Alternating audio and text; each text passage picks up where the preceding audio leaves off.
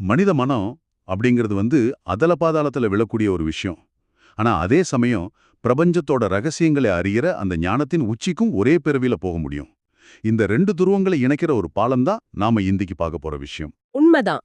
இன்னைக்கு நம்முடைய இந்த தேடலுக்கு நாம எடுத்துக்கிட்டது திரு அருணகிரிநாதர் அருளிய திருப்புகழ்ல திருச்செந்தூர் திருத்தலத்துக்காக பாடப்பட்ட 83வது பாடலான பெருக்கு சஞ்சலித்து அப்படிங்கிற ஒரு அற்புதமான படைப்பு. ஆனா ஒன்னு மட்டும் நான் முன்கூட்டியே சொல்லிக்கிறேன். இது ஏதோ ஒரு பழைய பக்தி பாடலுக்கு அர்த்தம் சொல்ற வழக்கமான ஒரு பதிவு கிடையாதுங்க. ஆமா, நேர்கள் இதை ரொம்ப கவனமா கேட்கணும். இப்ப நீங்க வாழ்க்கையில ஒரு பெரிய குழப்பத்துல இருக்கலாம், இல்ல ஏதாவது ஒரு தவறான பழக்கத்துல சிக்கி இருக்கலாம், அடுத்தடி எப்படி எடுத்து வைக்கிறதுன்னு தெரியாம ஒரு இருள்ல தவிக்கலாம். அப்படிப்பட்ட உங்களுக்கான ஒரு மிகச்சிறந்த உளவியல் வரைபடம் தான் இந்த பாடல்.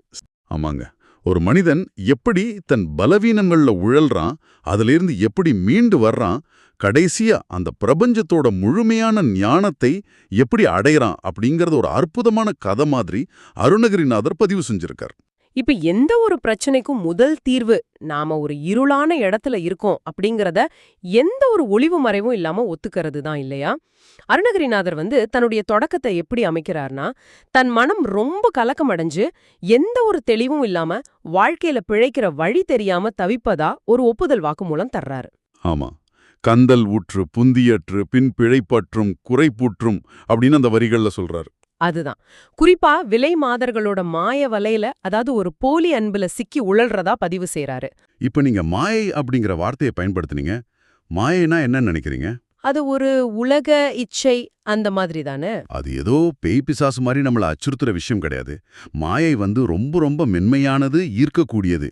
அது ஒரு போலி அன்பு, ஒரு போலி அரவணைப்பு, ஒரு மனிதனே அவனுக்கே தெரியாம கட்டி போடுற ஒரு வலை அது. ஓ, நம்மள அறியாமலே நடக்கிறது. ஆமா, அருணகிரிநாதர் அதை தம் கலைக்குள் தங்கிட பச்சம் பிணித்து அப்படின்னு ரொம்ப அழகா பதிவு செய்யறாரு. அதாவது ஒரு விதமான மயக்கத்துல நம்மள அங்கேயே தங்க வச்சிருது அந்த மாயை. ஒரு நிமிஷம் இருங்க. மீந்த சொல்லட பார்த்தா இது இன்றைய காலகட்டத்துக்கும் அப்படியே பொருந்துது. இப்போ ஒரு நச்சுத்தன்மை வாய்ந்த ஒரு உறவு, அதாவது இந்த டாக்ஸிக் ரிலேஷன்ஷிப்ல இருக்கிறவங்களுக்கு தெரியும் அது தங்களை அழிச்சுக்கிட்டு இருக்குன்னு. கண்டிப்பா நல்லா தெரியும். இல்லனா மணிக்கணக்கா இந்த சமூக வலைத்தளங்கள்ல மூழ்கி இருக்கிற ஒருத்தருக்கு நல்லா தெரியும் நாம நேரத்தை வீணடிக்கிறோம் அப்படின்னு. ஆனாலும் அதுலேருந்து அவங்க வெளியே வர மாட்டாங்க. ஏன்னா அந்த ஒரு சின்ன ஆறுதல், அந்த தற்காலிகமான மகிழ்ச்சி மூளைக்கு ஒரு விதமான போதைய தருது. அந்த அடிமைத்தனத்தை தான் அவர் சொல்றாரா? மிகச்சரியான உதாரணம் சொன்னீங்க. மூளையில சுரக்கிற அந்த டோபமைன் எப்படி நம்மள ஒரு போதைக்கு அடிமையாக்குதோ அப்படிதான் மாயையும் செயல்படுது. தற்காலிகமான இன்பத்தை கொடுத்துட்டு நிரந்தரமான நிம்மதியை உறிஞ்சி எடுத்துரும். ஆஹா, ரொம்ப ஆழமான விளக்கம் இது. அருணகிரிநாதர் தன்னுடைய சொந்த வாழ்க்கையில பட்ட அடிகளை வச்சுக்கிட்டு மனித குலத்தோட ஒட்டுமொத்த பலவீனங்களையும் தன்மேல சுமத்தி பாடுறாரு. அவர் நான் உங்களை விட உயர்ந்தவன் அப்படின்னு ஒரு இடத்துல கூட சொல்லல. அதுதான் அந்த இடத்துல இருக்கிற அழகு. ஆமா, நானும் உங்களை போல அந்த தற்காலிக இன்ப வலையில சிக்கி தவித்தவன் தான் அப்படின்னு அவர் சொல்லும்போது அங்க ஒரு மிகப்பெரிய ஈகோ உடையுது. இருள்ல இருக்கிற ஒரு சாதாரண மனிதனுக்கு, ஓ, இவ்வளோ பெரிய ஞானியே இந்த சேற்றுள்ள சிக்கி போராடி மீண்டிருக்காருன்னா என்னாலையும் மீள முடியும் அப்படிங்கிற ஒரு அசைக்க முடியாத நம்பிக்கையை அது கொடுக்குது. சூப்பர். சரி, இப்போ நான் இருள்ல இருக்கேன் அப்படிங்கிறது எனக்கு புரிஞ்சிடுச்சு. என் தவறுகளை நான் உணர்ந்துட்டேன். அடுத்த கட்டம் என்ன? இதுல இருந்து நான் எப்படி வெளியில வர்றது? இங்கதான் விஷயங்கள் ரொம்ப சுவாரஸ்யமா மாறுது. ஆமா, அடுத்தது மீட்பு தான். இருள்ல சிக்கிய ஒரு மனிதன் காப்பாத்துங்க அப்படின்னு கத்துறது ரொம்ப இயல்பு. ஆனா அருணகிரியார் என்ன பண்றாரு தெரியுமா? முருகப்பெருமான் கிட்ட என்னை காப்பாத்துறதுக்கு உன்னுடைய திருவடியை கொடு, நான் உனக்கு தொண்டு செய்யணும் அப்படின்னு சரணடையாரு. அது மட்டும் இல்ல. ஆமா, அதோட அவர் நிக்கல, தனக்கு ஒரு பட்டம் வேணும் அப்படின்னு கேக்குறாரு. இது ரொம்ப ஆச்சரியமா இருக்குல்ல? ஆமாங்க, புறக்கைக்கு உன் பதத்தை தந்து புலத்துக்கண் செழிக்க செந்தமிழ் பாடும் புலப்பட்டம் கொடுத்தற்கும் கருத்தில் கண்பட கிட்டும் புகழ்ச்சிக்கும் அப்படின்னு அவர் பாடினது நீங்க சொல்றீங்க. தனக்கு ஞானக்கண் செழிக்கணும், செந்தமிழ் பாடும் புலவன் அப்படிங்கிற பட்டம் வேணும்னு கேட்கிறாரு. அவர் கேட்கிற அந்த ஞானக்கண் அப்படிங்கிறது பிரபஞ்சத்தோட ரகசியத்தை அறியிற ஒரு திறவுகோள். ஓ, அப்படி என்றால் அவர் அந்த புகழ தனக்காக கேட்கலையா? நிச்சயமா இல்லவே இல்ல. அவர் இறைவனை பாடுறதுக்கு தன்னை ஒரு கருவியா மாத்திக்க நினைக்கிறாரு. ஒரு சாதாரண மனிதன் பாடுனா உலகம் கேட்காது. ஆனா செந்தமிழ் பாடும் புலவன் அப்படிங்கிற ஒரு அங்கீகாரம் கிடைச்சா அவர் சொல்ற தத்துவம் ஆயிரக்கணக்கான மக்களை சென்றடையும் இல்லையா? கண்டிப்பா ஒரு பெரிய ரீச் கிடைக்கும். தமிழுக்கும் முருகனுக்குமான ஆழமான தொடர்பு இதுதான். தன் தனிப்பட்ட ஈகோவை வளர்த்துக்கிறதுக்காக இல்லாம இறைவனோட எல்லையற்ற கருணையை உலகத்துக்கு எடுத்துச் சொல்ல தன்னை ஒரு சிறந்த ஊடகமா, ஒரு கருவியா மாத்தச் சொல்லி கேட்கிற உச்சக்கட்ட அர்ப்பணிப்பு இது. என்ன சொல்றது, ரொம்ப அருமையான விளக்கம். இதை இப்படி பார்க்கும்போது தான் அந்த வரிகளோட உண்மையான ஆழம் என்னன்னு புரியுது. நம்முடைய திறமைகளை, நமக்கு கிடைக்கிற புகழ நம்மை கொண்டாட பயன்படுத்தாம ஒரு பெரிய நோக்கத்துக்காக திருப்பி விடுறது தான் உண்மையான ஞானம். ஆமாங்க, அதுதான் உண்மை. இத கேட்டுக்கிட்டு இருக்கிற நீங்களும் இத கண்டிப்பா சிந்திச்சு பார்க்கணும். நீங்க உங்க தொழில்ல, உங்க துறையில ஒரு உயர்ந்த இடத்தை, ஒரு பட்டத்தை அடைய விரும்புறீங்க அப்படின்னா, அது வெறும் கர்வத்துக்காகவா? இல்ல அத வச்சு உங்கள சுற்றியுள்ள உலகத்துக்கு ஒரு பெரிய நன்மையை செய்ய போறீங்களா? அப்படிங்கிற கேள்வி இங்க எழும்புது. முற்றிலும் உண்மையான வார்த்தைகள். சரி, இப்படிப்பட்ட ஒரு உயர்ந்த ஞானத்தை கேட்கிற பக்தனுக்கு இறைவன் அதை எப்படி வழங்குறான்? தன்னை நாடி வர்ற மனிதர்களை இறைவன் எப்படி நடத்துறான் அப்படிங்கறத பத்தி நம்ம பேசியே ஆகணும். குளிர்ந்த திணைப்புணத்துல செவ்விய குரப்பெண்ணாகிய வள்ளியின் மீது கொண்ட எல்லையற்ற அன்பால மனம் குழைமு அவ கால்கள்ல விழுந்து வணங்குறாரா முருகப்பெருமான்.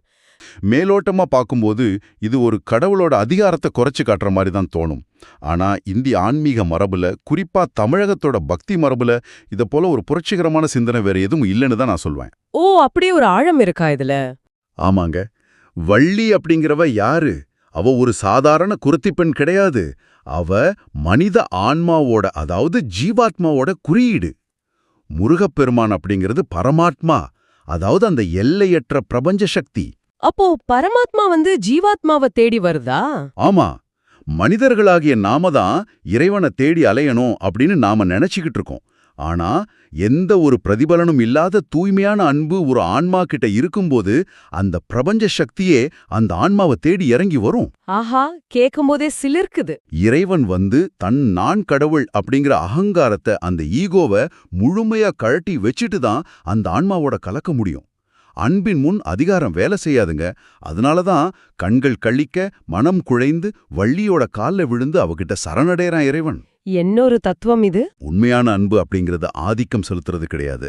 அது முழுமையா சரணடைகிறது அப்படிங்கறத இறைவனே தன் செயல் மூலம் உலகத்துக்கு உணர்த்துற ஆழமான உளவியல் இது. வாவ்! அதிகாரத்தையோ பலத்தையோ காட்டாம அன்பின் முன் எப்படி வளைந்து கொடுக்கணும் அப்படிங்கிறதுக்கு இதைவிட ஒரு சிறந்த உதாரணம் கண்டிப்பா இருக்க முடியாது. ஈகோ இல்லாத தூய அன்பை இறைவனே வெளிப்படுத்துறான் அப்படின்னா, மனிதர்களாகிய நாம உறவுகள்ல எவ்ளோ ஈகோவோட நடந்துக்கிறோம்னு சிந்திச்சு பார்க்க வேண்டியிருக்கு. அதுதான் இதுல நாம கத்துக்க வேண்டிய பாடம்.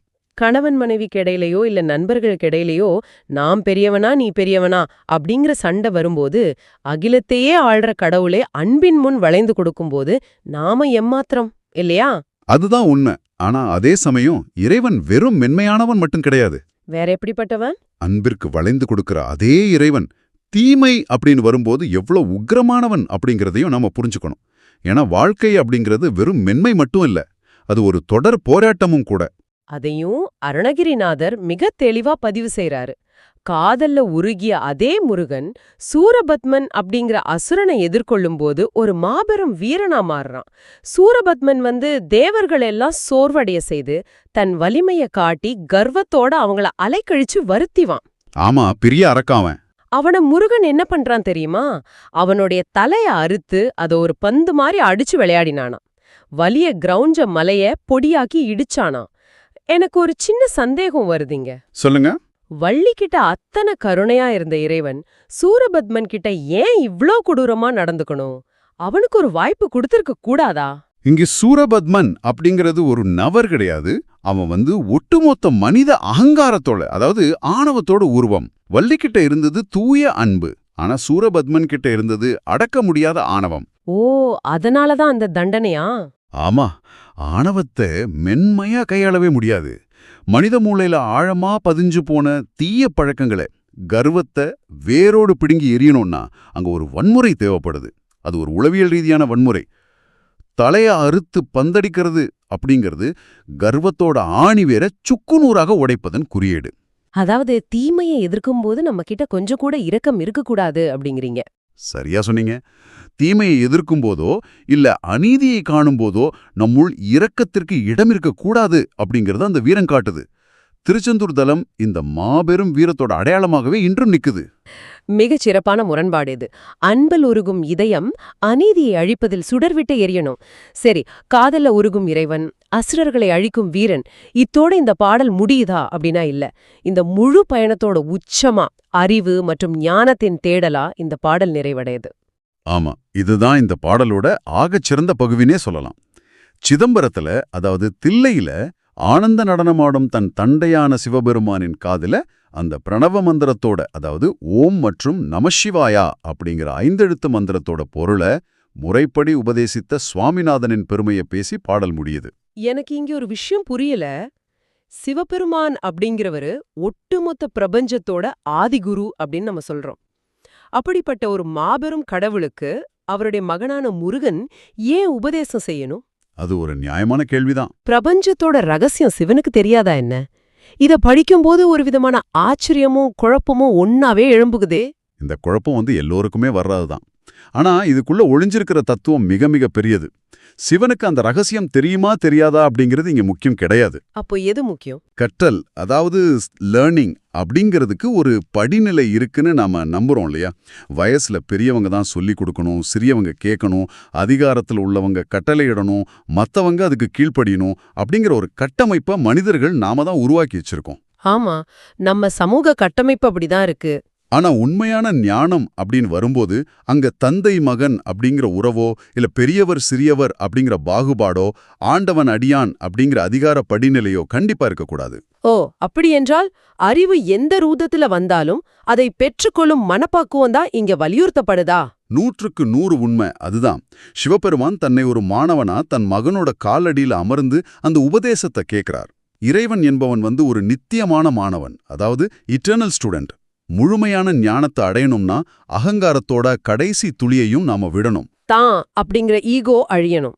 ஆஹாதான் அப்படிங்கிற ஆன்றரம் அழிஞ்சா மட்டும்தான் பிரபஞ்ச ரகசியம் பிடிபடும்.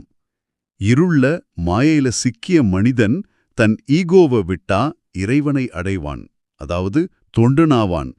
இறைவனே தன் ஈகோவை விட்டாதான் ஒரு பெண்ணிடம் காதலை உணர முடியும், அதாவது வள்ளிகிட்ட சரணடைவது.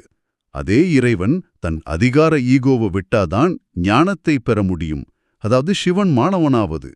இதுதான் இந்த பாடலோட முழுமையான செய்தி. ஆஹா, என்ன ஒரு பிரம்மாண்டமான சிந்தனையோட்டம் இது! இத கேட்டுக்கிட்டு இருக்கிற ஒவ்வொருவருக்கும் இது ஒரு மாபெரும் திறவுகோலா இருக்கும் அப்படின்னு நான் உறுதியா நம்புறேன். ஒரே பாடல்ல நாம 3 விதமான கோணங்களை பார்த்திருக்கோம். அன்பில உருகி சரணடையும் காதலன், அநீதியை வேறறுக்கும் வீரன், தந்தைக்கே பாடம் சொல்லும் குரு. கண்டிப்பா இது ஏதோ ஒரு பழைய இலக்கியம் கிடையாது. நம்ம அன்றாட வாழ்க்கைக்கு தேவையான ஒரு ரொம்ப தெளிவான வரைபடம். சரியா சொன்னீங்க. மனித மனம் எப்போதெல்லாம் இருள்ல தவிக்குதோ, அந்த தற்காலிக இன்பமான மாயையில சிக்கி தடம் மாறுதோ, அப்போதெல்லாம் நாம எந்த குற்ற உணர்ச்சியும் இல்லாம அதை ஒப்புக்கணும். ஆமாங்க, ஒப்புக்கொள்ளுதல் தான் முதல் படி. அங்கிருந்து தொடங்கி கருணையை வேண்டி உண்மையான அன்பின் முன் ஈகோ இல்லாம வளைந்து கொடுத்து தீமைகளை கடுமையா எதிர்த்து இறுதியில ஒரு மாணவனை போல அனைவர்கிட்ட இருந்தும் கத்துக்கிற ஞானத்தை நாம அடையணும். இந்த முழுமையான வாழ்க்கை சக்கரத்தை தான் திருப்புகழ் நமக்கு கத்துக் கொடுக்குது. மிகவும் அருமையான ஒரு தொகுப்பு இது. இப்ப நீங்க எங்க இருக்கீங்க அப்படின்னு உங்களை நீங்களே கேட்டுக்கோங்க. மாயையோட வலையில சிக்கி இருக்கீங்களா, இல்ல அன்பின் முன் ஈகோவை விட்டு கொடுக்க முடியாம திணறுகிறீர்களா, அல்லது அடுத்த கட்டத்தை நோக்கி பயணிக்க தயாரா இருக்கிற ஒரு மாணவனா இருக்கீங்களா? இது ஒவ்வொருவரும் தங்களுக்குள்ள கேட்டுக்க வேண்டிய கேள்வி. கடவுளே தன் தந்தைக்கு குருவாக மாற முடியும்னா, பிரபஞ்சத்தின் நாயகலே ஒரு மாணவனைப் போல மண்டியிட்டு அமர முடியும்னா, நம்ம வாழ்க்கையில கற்றலுக்கு என்றுமே முடிவே இல்ல. முரண்பாடுகள் நிறைந்த இந்த உலகத்தை எதிர்கொள்ள உங்களுக்குள் இருக்கும் அந்த ஞான கண்ணை திறக்க நீங்க இன்னைக்கு என்ன செய்ய போறீங்க? ஒரு மிகச்சிறந்த கேள்வி இது. இந்த ஒரு கேள்வியை உங்களுக்குள் ஆழமா விதைத்துவிட்டு இன்றைய இந்த ஆன்மீக தேடலை நாம நிறைவு செய்றோம். திருச்செந்தூர் முருகனோட எல்லையற்ற அருளும் அந்த செந்தமிழின் இனிமையும் உங்க வாழ்க்கையின் இருளை விளக்கும் முழுமையான ஞானமும் உங்க வாழ்வில் என்றும் நிறைந்திருக்கட்டும். மீண்டும் ஒரு ஆழமான உரையாடல்ல சந்திப்போம்.